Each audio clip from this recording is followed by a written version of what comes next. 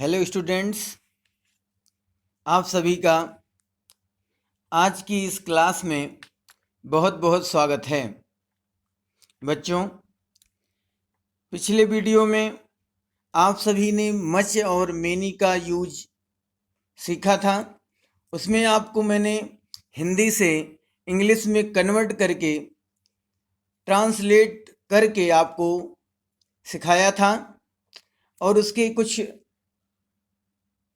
Rule भी आपको बताए गए थे, सिखाए गए थे। आपने उनको पढ़ लिया होगा, देख लिया होगा और अच्छे से समझ लिया होगा, तो ज़रूर आपके समझ में आया होगा। आज हम एक बहुत बेहतरीन यूज़ लेकर के आए हैं मच और मेनी का, जिसका कोई तोड़ नहीं है, कोई जवाब नहीं है।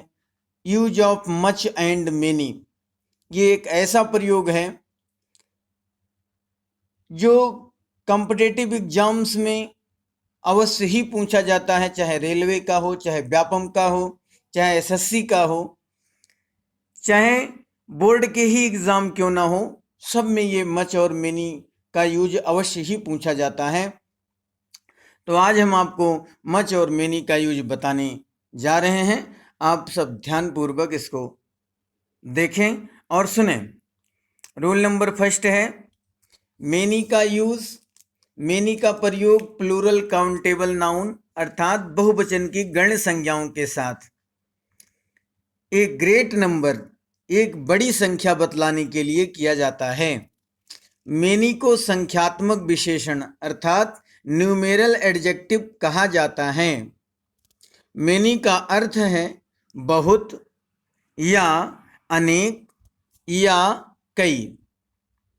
बच्चों, मेनी का प्रयोग प्लूरल काउंटेबल नाउन अर्थात बहुवचन की गिनने वाली संज्ञा के साथ किया जाता है।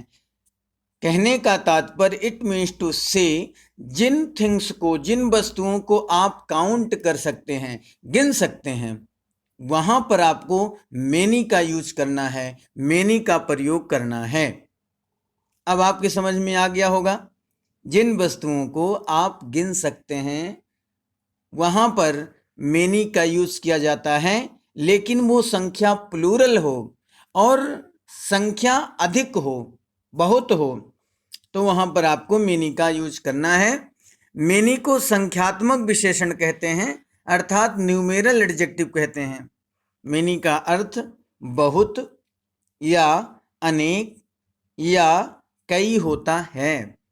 एग्जाम्पल से समझेंगे। There are many students, there are many students in the, there are many students in my class, there are many students in my class। यहाँ पर स्टूडेंट्स प्लूरल है, इसलिए मेनी का यूज किया गया कि मेरी कक्षा में कई विद्यार्थी हैं या अनेक विद्यार्थी हैं। तो यहाँ पर विद्यार्थियों की संख्या अधिक है, इसलिए मेनी का यूज किया गया।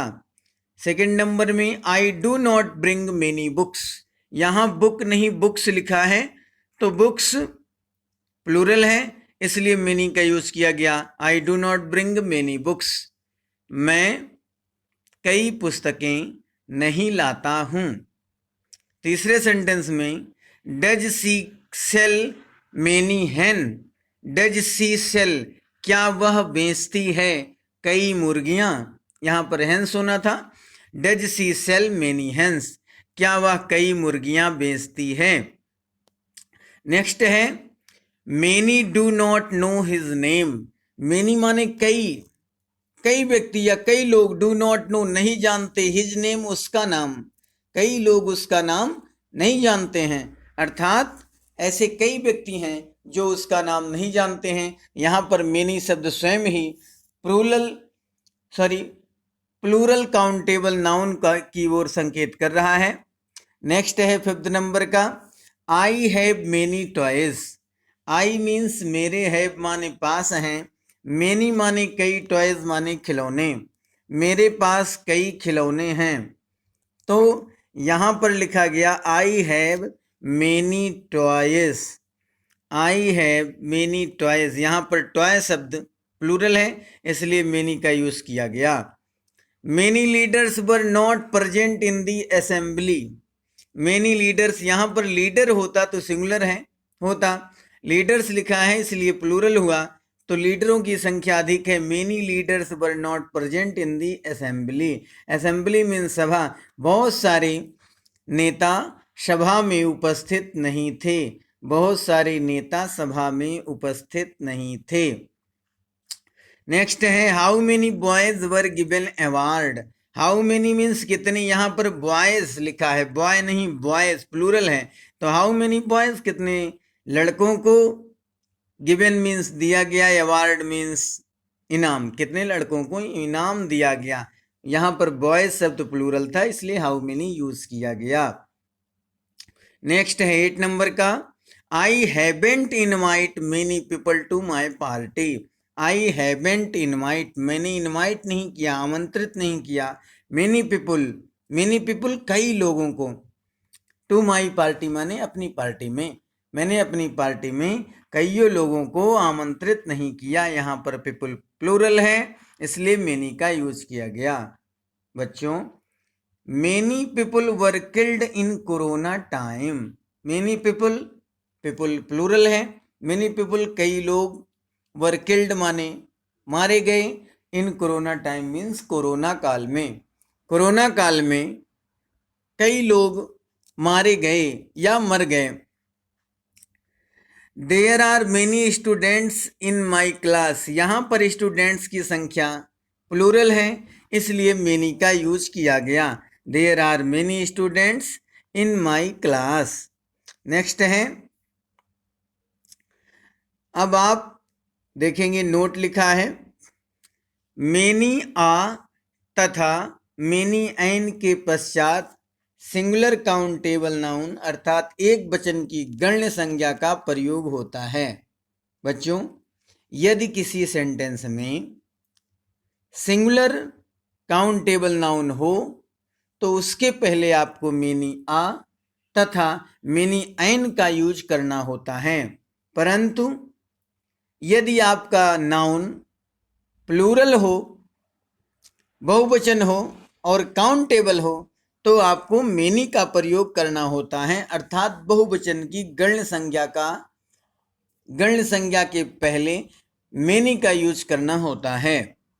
जैसे many an animals is dangerous, यहाँ पर लिखा गया many an animals is dangerous, तो मेनी एन एनिमल्स यहाँ पर देख रहे होंगे आप, many an animals is dangerous यानी कईयों में से एक जानवर, मेनी मीन्स कई में से, एन माने एक, एनिमल्स मीन्स जानवर, इज माने होते हैं, डेंजरस मीन्स खतरनाक। कईयों में से एक जानवर खतरनाक होता है, सभी जानवर खतरनाक नहीं होते, या जैसे कह दिया जाए कि सभी आदमी बेकार होते हैं तो ऐसा कहना उचित नहीं है, क्योंकि हर व्यक्ति खराब नहीं होता है या खतरनाक नहीं होता है। वैसे many an animals is dangerous, कईयों में से एक जानवर खतरनाक होते हैं। सेकंड नंबर में लिखा गया many a students has participated in the school function. Many a students, कईयों में से एक छात्र ने, हैज पार्टिसिपेटेड मीन्स भाग लिया, इन the school function means school समारोह में। कईयों में से एक छात्र ने, एकाध छात्रों ने स्कूल के समारोह में भाग लिया। अब पूरे स्कूल के बच्चे तो स्कूल फंक्शन में, स्कूल समारोह में भाग तो लेंगे नहीं, तो कुछ ही बच्चे ऐसे होते हैं जो पार्टिसिपेट करते हैं, भाग लेते हैं। थर्ड नंबर में है many boys were absent on Republic day. Many boys were absent, कई लड़के एब्सेंट थे, अनुपस्थित थे, on Republic day means Republic day पर, गणतंत्र दिवस पर बहुत सारे बच्चे एब्सेंट थे।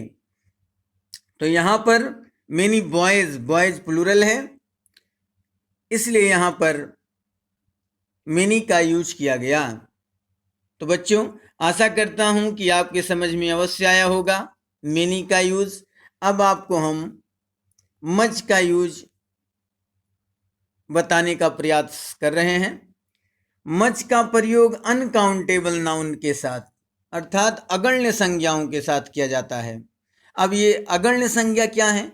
जिनको हम ना गिन सकें, जैसे दूध, पानी, तेल, डीजल, पेट्रोल, शुगर अर्थात चीनी, राइस चावल, ऑनेस्टी, फेथफुली, धैर्य पेशेंस, इन सबको हम गिन नहीं सकते।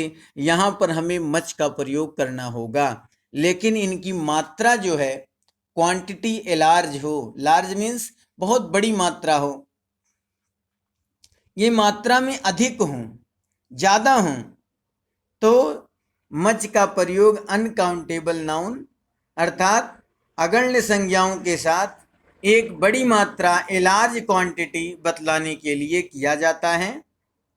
मच का अर्थ होता है बहुत या अधिक या ज़्यादा। इसे मात्रा सूचक विशेषण कहते हैं अर्थात क्वांटिटेटिव एडजेक्टिव भी कहा जाता है। और मेनी को न्यूमेरल एडजेक्टिव कहा जाता है। मेनी संख्यावाचक विशेषण कहलाता है और मच मात्रा सूचक विशेषण कहलाता है। तो आपको आपकी समझ में आ गया होगा कि मच का प्रयोग अनकाउंटेबल नाउन के साथ, जिनको हम नहीं गिन सकते हैं लेकिन ये मात्रा में अधिक हों, ज़्यादा हों, तो वहाँ पर हम मच का प्रयोग करेंगे। मच का अर्थ होता है बहुत या अधिक या ज़्यादा। आइए एग्जाम्पल से समझते हैं। You will have to pay much money for new car. First example में आप देखेंगे यू विल हैव टू पे, आपको अदा करना पड़ेगा, मच मनी माने ढेर सारे रुपए या ज़्यादा रुपए, for this new car means इस नई कार के लिए, आपको इस नई कार के लिए बहुत ज़्यादा रुपए खर्च करने पड़ेंगे।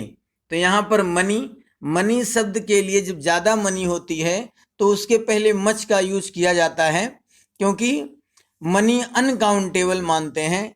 ढेर सारी रुपए हों तो व्यक्ति को काउंट करने में प्रॉब्लम होती है, इसलिए यहाँ पर मच का यूज किया गया। देयर सेकेंड एग्जाम्पल में there is not much sugar. Sugar means चीनी के दाने बहुत छोटे होते हैं, उनको गिनने में बहुत परेशानी होती है, इसलिए मच का यूज किया गया, क्योंकि शक्कर को हम गिन नहीं सकते। There is not much sugar in the cup of tea. चाय के प्याले में बहुत अधिक शक्कर नहीं है। तीसरा है I had to face much trouble. I had to face, मुझे करना पड़ा।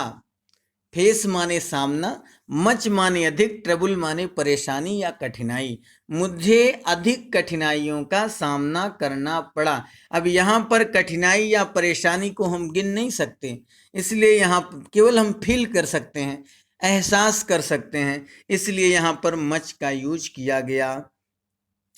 4 नंबर का सेंटेंस है the students make a noise in the classroom. तो यहाँ पर मच आना चाहिए। The students make a much noise in the classroom. छात्रों ने कक्षा में, क्लासरूम में बहुत अधिक शोर मचाया। शोर को गिना नहीं जा सकता, शोरगुल को। There is not much food in the kitchen. There is not much food, भोजन को भी गिन नहीं सकते कि कितना खाना है कितना नहीं खाना है, ये भी मात्रा में ही होता है। फूड भी मात्रा में ही आता है, संख्या में नहीं आता। There is not much food in the kitchen, रसोई घर में ज़्यादा भोजन नहीं है। 6 नंबर का example how much ink is there in the बोतल। हाउ मच इंक, कितनी स्याही। अब स्याही भी नहीं गिन सकते, वो लिक्विड में है, तो how much ink is there in the बोतल, बोतल में कितनी स्याही है। नेक्स्ट है 7 number Suman does not talk much. Suman does not talk much. Talk means बात करना, मच मानी अधिक। सुमन अधिक बात नहीं करती है, तो टॉक टॉक हम बात को गिन भी नहीं सकते हैं, इसलिए यहाँ पर मच का यूज किया गया। You are not worry much लिखा गया, you are not worry much, आपको अधिक चिंता करने की आवश्यकता नहीं है, आपको अधिक चिंता करने की आवश्यकता नहीं है। You are not worry too much. Next है my father does not give me money, my father does not give me money, और कितनी मनी, मच मनी। अभी मनी के विषय में मैंने आपको चर्चा किया कि अधिक मात्रा में नोट्स हों अपने पास तो गिनने में बहुत प्रॉब्लम होती है। My father does not give me much money, मेरे पिताजी ने मुझे बहुत सारे रुपए या ज़्यादा रुपए नहीं दिए या नहीं देते हैं। 10 नंबर का एग्जाम्पल है there is not much milk, milk को आप काउंट नहीं कर सकते, माप सकते हो या तौल सकते हो, तो there is not much milk in the glass, glass में अधिक मिल्क नहीं है, दूध नहीं है। तो मिल्क शब्द अनकाउंटेबल है, इसलिए यहाँ पर आप मच का प्रयोग यहाँ पर कर सकते हैं और यहाँ पर मच का प्रयोग किया गया। बच्चों, आपकी हेल्प के लिए यदि आपको मच और मेनी का आप अच्छी तरीके से समझ गए हों तो यूज तो आपके लिए एक्सरसाइज जो है दे दी गई है और एक्सरसाइज में 25 सेंटेंस हैं, 25 सेंटेंस 25 वाक्य दिए गए हैं। Exercise number first, fill in the blanks, fill माने भरो, इन मीन्स में, द ब्लैंक्स, ब्लैंक्स माने खाली स्थान, खाली स्थान में भरो। Much and many, much and many, much और मेनी, मच और मेनी को खाली स्थान में भरो। स्टडी द एग्जाम्पल, स्टडी माने अध्ययन करके या पढ़ करके, द एग्जाम्पल मीन्स उदाहरण, ऊपर आपको जो उदाहरण बताए गए अर्थात example study, study the example, उदाहरण को पढ़ करके खाली स्थान में मच और मेनी भरिए। तो यहाँ पर 25 सेंटेंस आपको दे दिए गए हैं।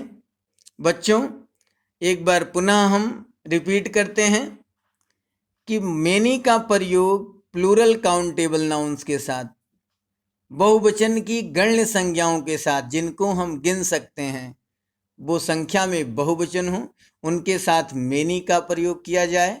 मेनी का अर्थ होता है बहुत, कई या अनेकों।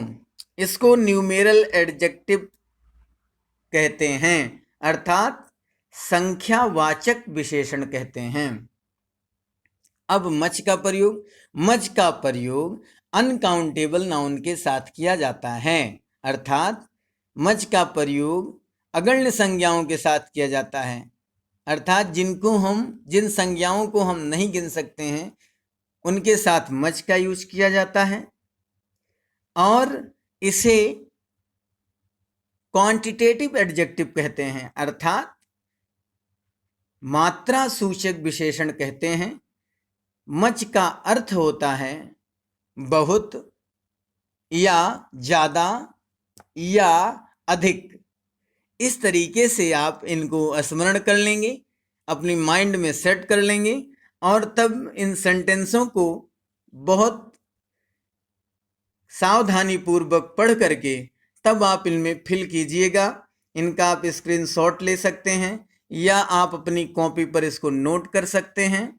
वीडियो को रोक करके आप इनको हल करने का प्रयास कीजिएगा। और यदि आपके समझ में कहीं डाउट है आपको तो आप कमेंट बॉक्स में लिख करके हमें अवश्य बताने का प्रयास करें, हम आपका उत्तर अवश्य देंगे।